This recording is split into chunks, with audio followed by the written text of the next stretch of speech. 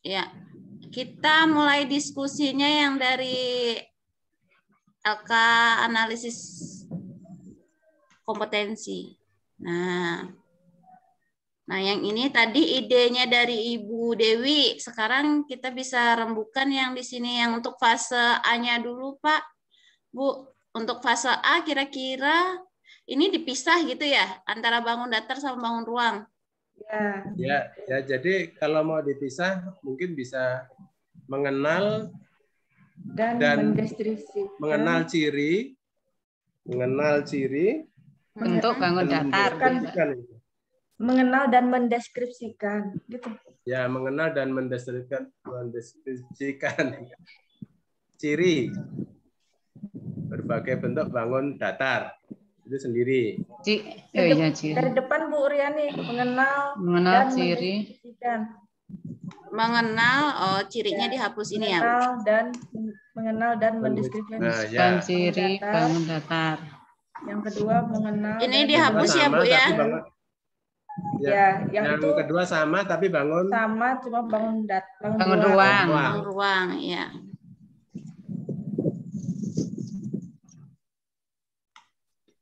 Tadi saya juga sudah mencoba membuat yang itu. Hampir sama dengan yang Ibu Dewi buat sih. Coba saja Pak. Iya sama. Yang poin ketiga menyusun bentuk poin ketiga menyusun bentuk tanggram itu artinya kata lain dari bentuk itu. Ya, dengan menggunakan berbagai bentuk datar.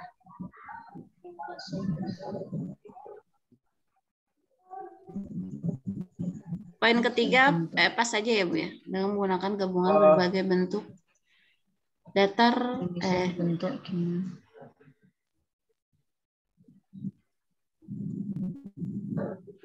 Bentuk gimana?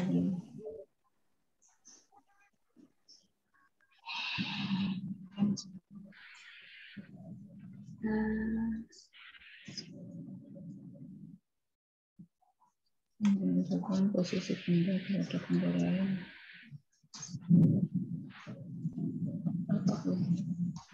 Menyusun bentuk dengan menggunakan hubungan.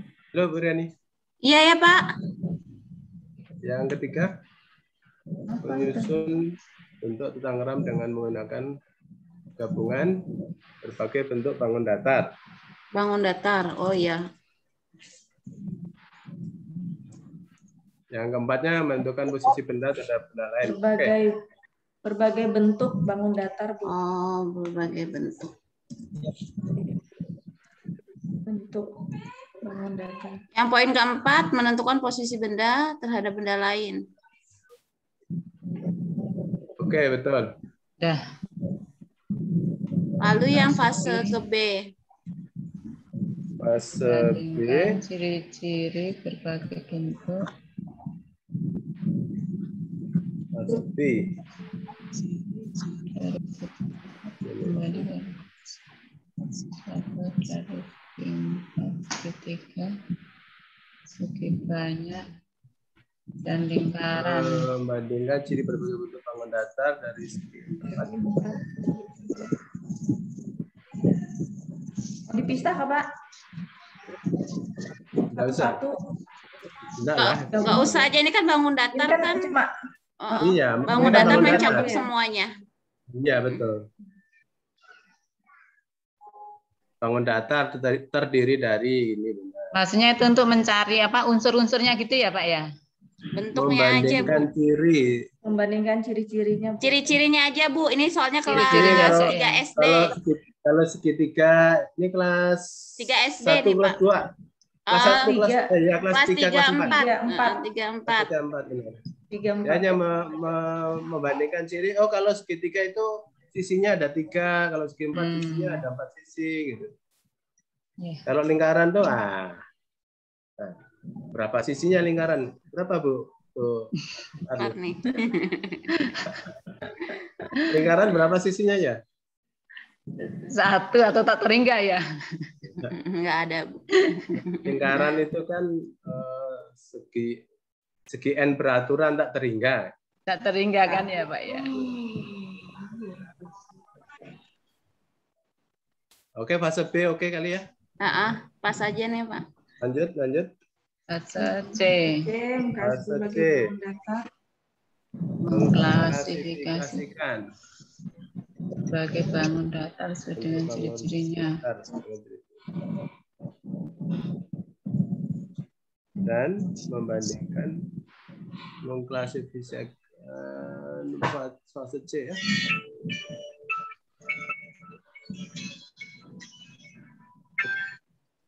Ya, lo ketua. Ya. Masih baru keluar dari bandara. Terlambat ya, ketinggalan tadi.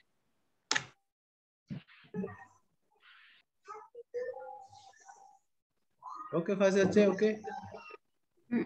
Pas aja pas Pak. Yang D. Ini fase D itu fasenya SMP ya? SMP. Fase D itu SMP ya?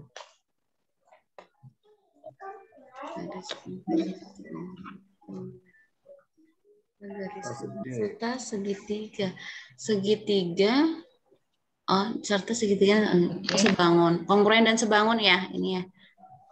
Yang mana? Kongruen serta segitiga. Itu Ibu Dewi copy dari modul yang ada itu. Saya tinggal SD. Membuktikan teorema yang terkait dengan sudut. SD. Kan sesuai di sini kan? Iya. SD-nya. Membuktikan teorema yang terkait dengan Menemukan sudut. Menyelesaikan masalah. Cara menggunakan rumus tersebut. Menyelesaikan masalah. Membuktikan kebenaran keabsahan teorema Pythagoras dengan berbagai cara dan menggunakan dalam bentuk. Dipisah enggak, Bu? Yang kongruen sama sebangunnya, Pak. Yang mana? Yang mana? Yang atas. Oh, yang atas pasti aja maksud saya. Oke, kita bahas yang atas. Membuktikan teorema yang terkait dengan sudut pada garis transversal, segitiga dan segi 4 kongruen, serta segi 3 dan segi 4 sebangun. Tidak jadi dipisah, biarkan itu. Maksud saya yang dipisah yang ketiga nih. Membuktikan keabsahan teorema dalam membuktikan keabsahan teorema Pythagoras dengan berbagai cara. Terus, kalau mau dipisah kemudian menggunakan teorema Pythagoras dalam perhitungan itu.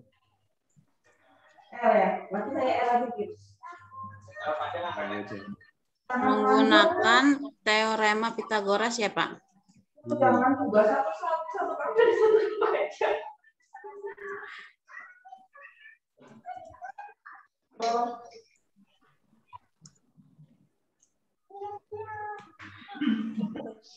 Nah, dipisah kayak gini ya, Pak ya.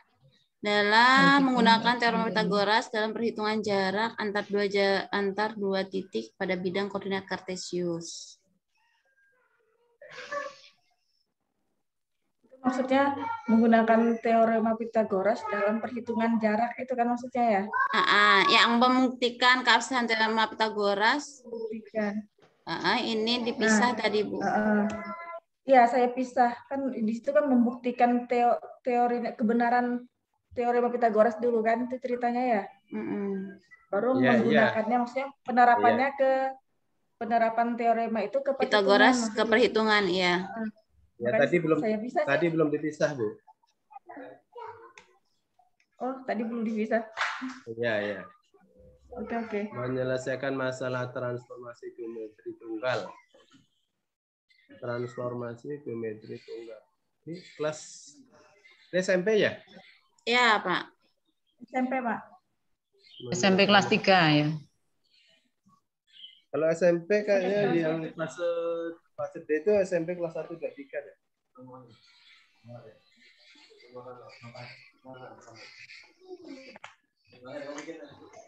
Fase D itu kelas Fase D bukan kelas 9 ke Pak?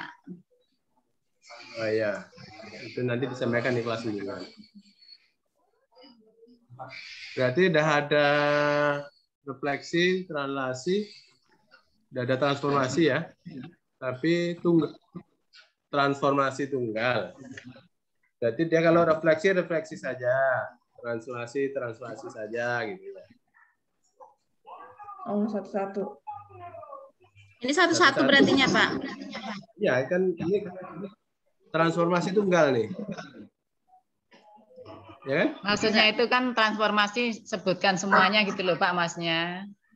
Transformasi untuk refleksi aja, untuk translasi aja mungkin maksudnya Bu Dewi. Iya begitu maksudnya. Jadi kalau soal itu refleksi, dia hanya refleksi aja. Kan kalau yang sudah tingkat di atasnya kan kadang-kadang kita kombinasi. Ya. Habis direfleksi, kemudian dirotasi, biasanya seperti itu kan? Iya, soal ujian ya Pak ya. Kalau saya memahami ini. Itu kalau tingkat SMA ya Pak ya. Misalnya dalam satu soal ada soal transformasinya dua ditransformasikan gitu kan ya maksudnya. Ada refleksi. Ya. Misalnya kalau udah dilanjutkan apa ya, gitu. Dilanjutkan gitu. Tapi yang jadi di sini kalau yang ini berarti dipisah. Ya. Mungkin gini, menyelesaikan enggak juga dipisah. Masalah transformasi geometri menyelesaikan refleksi pada titik, garis, dan bidang datar koordinat kartesius. Mungkin gitu ya Pak, satu-satu kan? Kalau menurut saya pas aja nggak usah dipisah ya Bu ya. Karena satu kesatuan gitu ya? Iya, menyelesaikan masalah transformasi geometri tunggal. Artinya sudah dibilang transformasi geometri, berarti kan ada 4 yang kita kenal kan? Translasi, refleksi, rotasi, dan dilatasi. Itu suara Bu Sri nggak bukan? Bu Sri. Oh maaf Pak lah, oleh tadi ada masalah sedikit dengan penerbangan anak saya, jadi saya nggak konsen. Kok nggak ada gambarnya Bu? Videonya belum di-on kan Bu? Oh, sudah ini.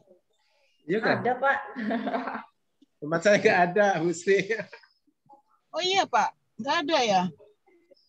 Ada Bu, sudah kelihatan di tempat saya. Oh sudah, iya. Ya udahlah, yang penting saya kenal suara Bu Sri. Nggak ada tampilan wajahnya. Hilang dari ininya mungkin Pak. Iya, tadi nggak ada tampilan wajah, tapi saya kenal suara Bu Sri ya. Menurut saya itu nggak usah dipisah, biar aja jadi satu gitu Pak. Iya, memang nggak dipisah. Itu bukan maksudnya begini. Yang kita menafsirkan maksud dari ini menyelesaikan masalah transformasi geometri tunggal. Jadi dalam kaitan soalnya nanti itu kalau dia disajikan komposisi, maksud transformasi tunggal itu kan sekali saja kan Bu? Iya, sekali saja. Kalau yang sudah lebih dari satu kan berarti dia sudah merupakan komposisi transformasinya. Komposisi. Pada titik, garis, dan bidang datar di koordinat kartesius saya. Titik, garis, dan bidang datar. Itu apa mau dipisah-pisah? Titik sendiri, garis sendiri, bidang datar sendiri gitu. Kalau mau dipisahnya di situ kalau mau.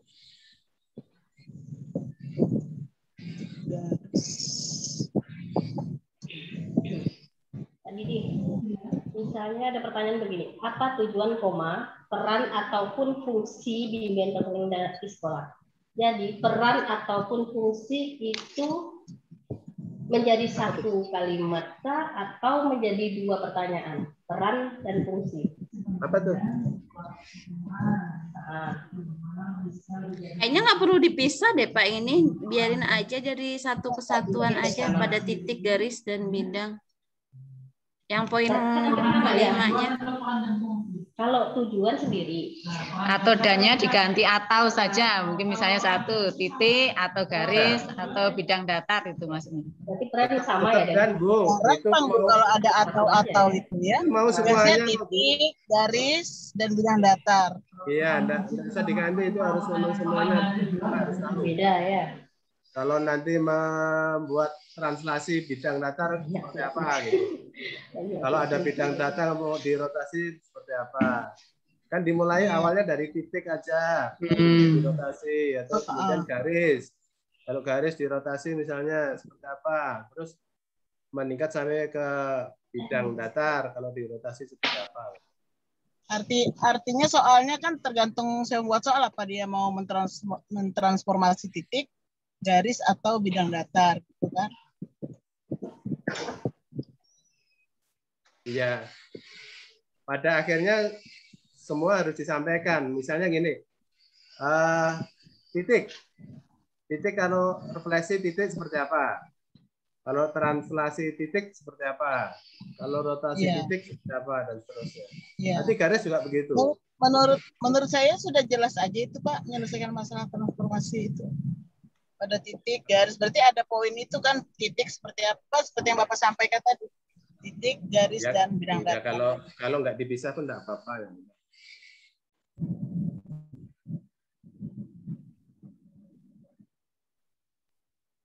Oke, fase D selesai ya?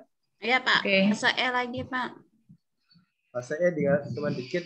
Nah ini nanti yang kita kerjakan fase E ini, ya kan?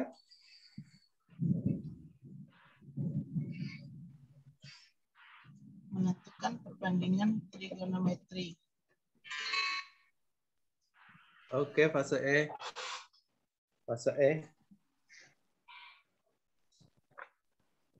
Menentukan perbandingan trigonometri perlu ditambahkan pada segitiga siku-sikunya, Bu Riani, atau gimana? Fase E. Menentukan perbandingan trigonometri pada segitiga siku-siku gitu ya Bu ya? Ya, biasanya kan pengenalan pertama kan segitiga siku-siku dulu lah, baru kita. Ya memang capaiannya seperti itu Bu. Menentukan perbandingan trigonometri pada yang melibatkan segitiga siku-siku. Iya. Yang melibatkan segitiga siku-siku. Padanya diganti. Yang melibatkan segitiga siku-siku. Satu lagi, memecahkan masalah yang melibatkan segitiga siku-siku. Ya.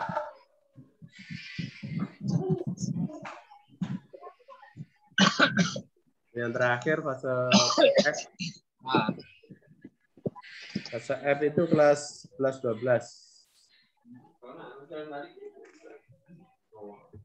Geometri.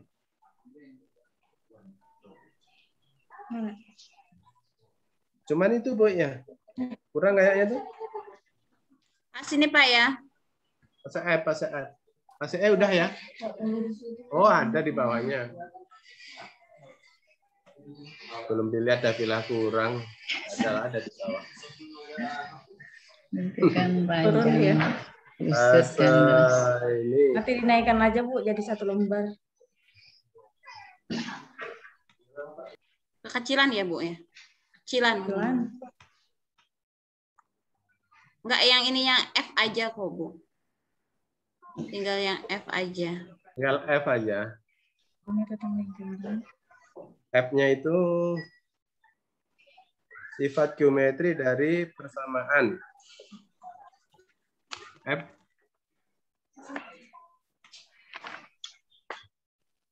Bu Dewi, kopas yang mana Bu?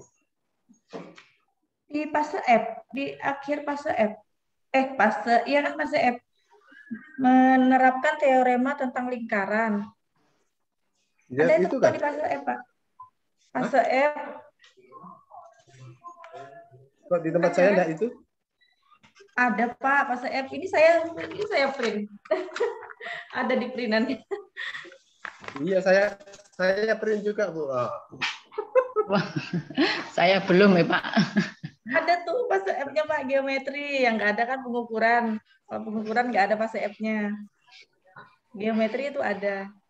Bu, coba Iya, saya lihat. Tapi kok yang saya bacanya begini, Bu. Menyatakan sifat geometri dan persamaan. Teorema tentang lingkaran.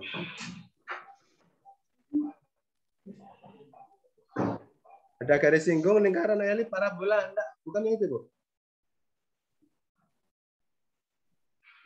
Ini Pak, di tabelnya ini di akhir fase menerapkan teorema tentang ini yang di akhir yang di tabelnya tuh Pak.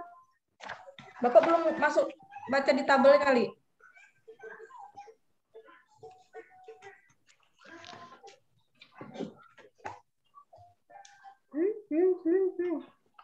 Tabel itu yang ada kalkulus itu ujungnya, bukan? Itu F. Oh, Bapak itu di fase E+ kali Bapak. Oh iya Bapak kali itu ya. di fase E+. Oh iya iya. Saya nggak masukkan karena mungkin E+ ini kalau di SMA tuh yang SMA apa itu namanya? Yang pengayaan ya. Peminatan gitu enggak, Bu? Ya, dia masuk peminatan mungkin. Jadi nggak saya masukkan. Oh iya betul, Bu.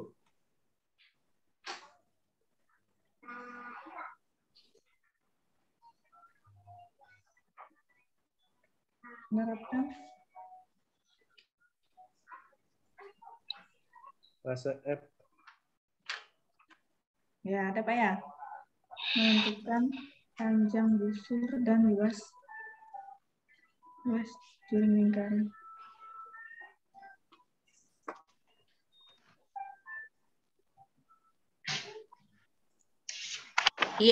Di fase F, peserta didik menerapkan teorema tentang lingkaran dan menentukan panjang busur dan luas juring lingkaran. Itu kan ya, Bu ya? Ya. Jadi saya pisah sih menerapkan teorema dan menentukan panjang busur. Tentang lingkaran berarti ini ya? Iya. Ini kalau di kelas 12 itu jatahnya cuma 1 semester ya. Semester 6 Ya. Pegang industri ya. TKL. Betul aja ini kan satu materi aja nih Pak, lingkaran aja kan? Iya. Berarti udah selesai dong yang ini. Yang E+-nya nggak usah dimasukkan ya Pak ya? Nggak usah lah, di sini nggak diminta kok di LK-nya. Ya. Kan itu kan pengayaan kan, itu kan untuk SMA kan itu kan. Iya. Kok SMA kan matematika umum aja kan.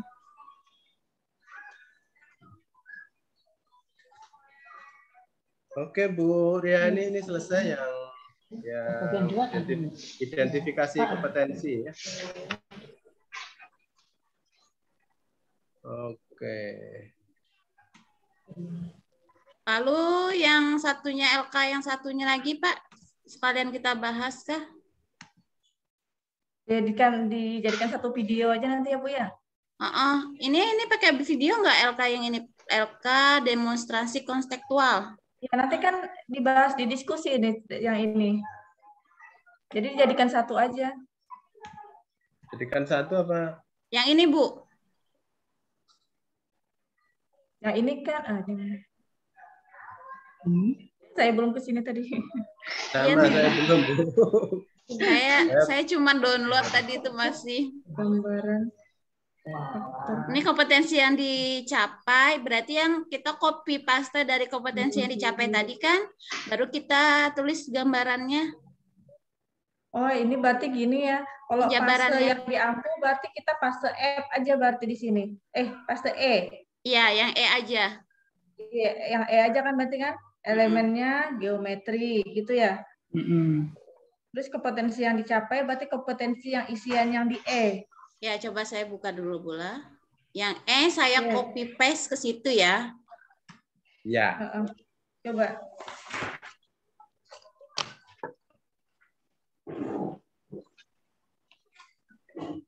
Iya, copy paste di situ Bu.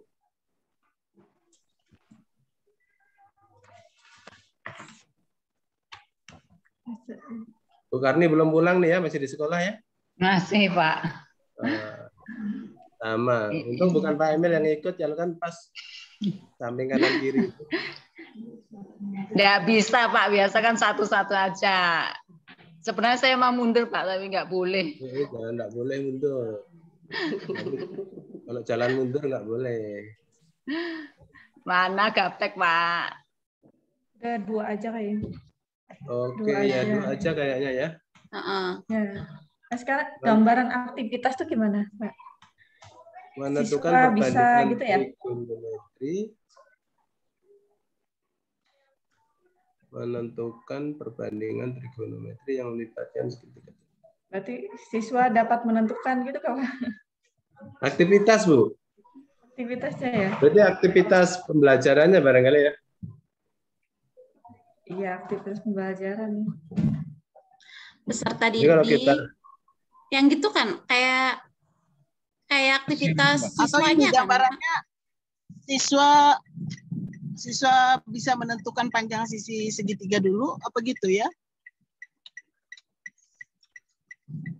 Siswa terampil menentukan panjang sisi segitiga siku-siku, sehingga kalau sisinya didapatkan artinya perbandingannya kan bisa diperoleh. Gimana? Dia teorema Pitagorasnya sudah di SD. Ini berarti kalau sudah di SMP tadi ya. Ini nanti kelas 10 ya, Bu? Kelas 10 ini, Pak. Iya, Pitagorasnya sudah didapat di SMP. Jadi kan yang di fase D kan terampil ada... atau itu Pak ya, terampil menggunakan teorema Pitagoras.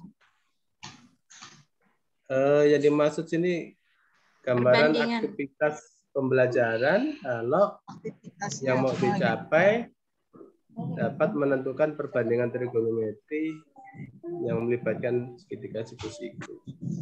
Aktivitas pembelajaran. Terampil menentukan gambaran aktivitas kegiatannya lah. Iya. Kegiatannya dia bisa menentukan panjang sisi segitiga dengan menggunakan teorema Pitagoras. Itu keterampilan pendukung awalnya ya. Kan targetnya nanti melibatkan ini perbandingan trigonometri itu kan yang pakai sin cos ya, Pak ya? Iya, sinus kosinus tangan itu kan? Iya, yang ya, semua ya keterampilan tangannya bukan ya? Nah, keterampilan awalnya memang dia harus pandai, harus bisa Pitagorasnya dulu.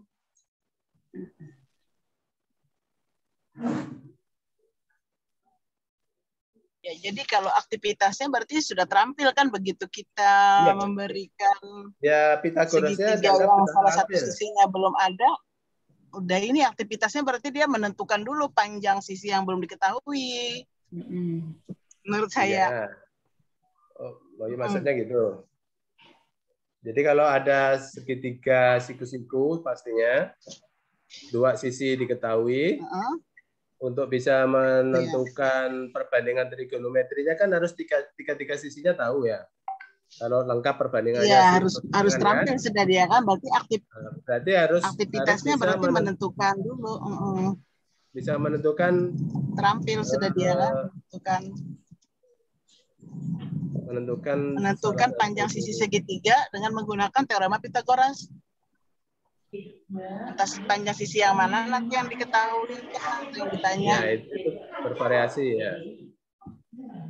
Jadi aktivitas pertama apa?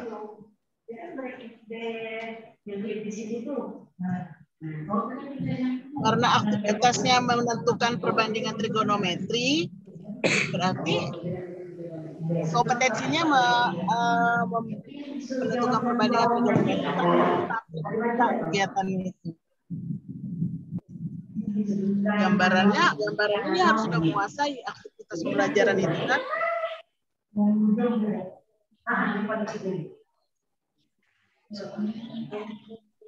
Apa ya? Gambaran aktivitas pembelajaran.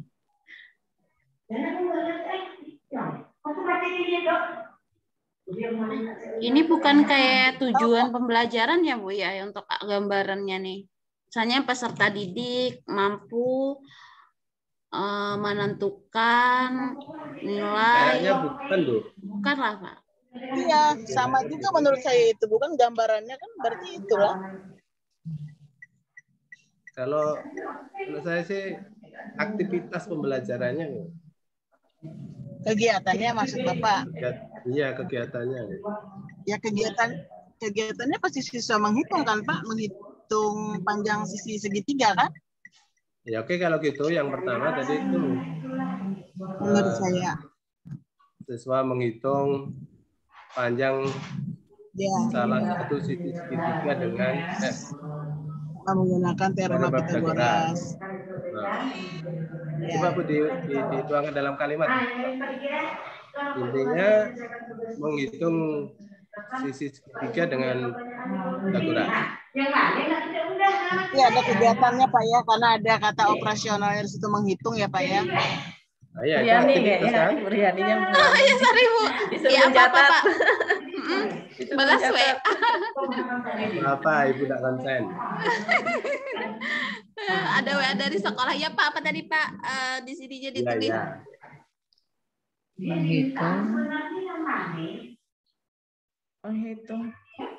Menghitung. Bukan bohong.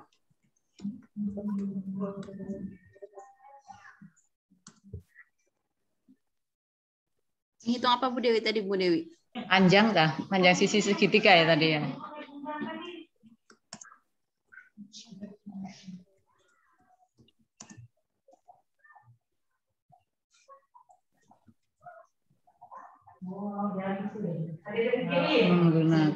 Menggunakan konsep trigonometri gitu ya Bu?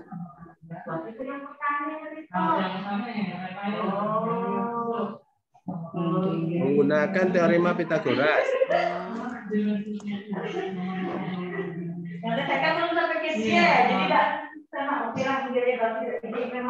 Ini lagi satu soal dua interaksi anak, satu tentang dua interaksi soal kan?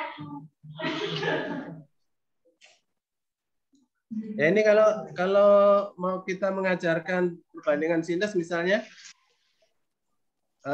cara kita ngajarkannya gimana Bu? Untuk supaya siswa bisa memahami perbandingan sinus. Kalau saya pakai istilah sih Pak, istilah perbandingan.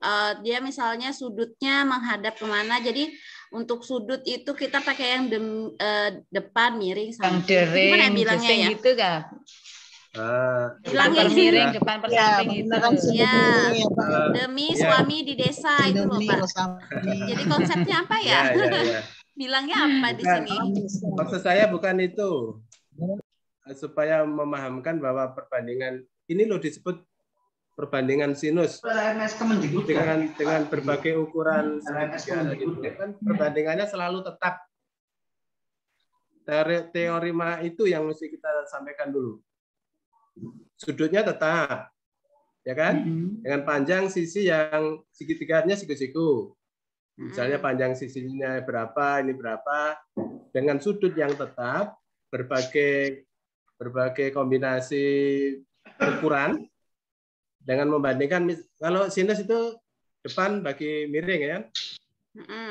Nah, sisi depan. Nah, sisi depannya ini kita menganggap sudutnya tetap ya, sudut alfa misalnya. Nah, dengan segitiga siku-siku ini berbagai ukuran, nanti dibuat perbandingan. Pada akhirnya akan ketemu, oh perbandingannya misalnya kita segitiganya kita misalkan sudutnya, andaikan sudutnya 30. Dengan berbagai ukuran, ini kita praktekkan. Membuat segitiga yang sudutnya 30, sudah kita siapkan sudutnya 30, tetapi panjang sisinya berbagai ukuran.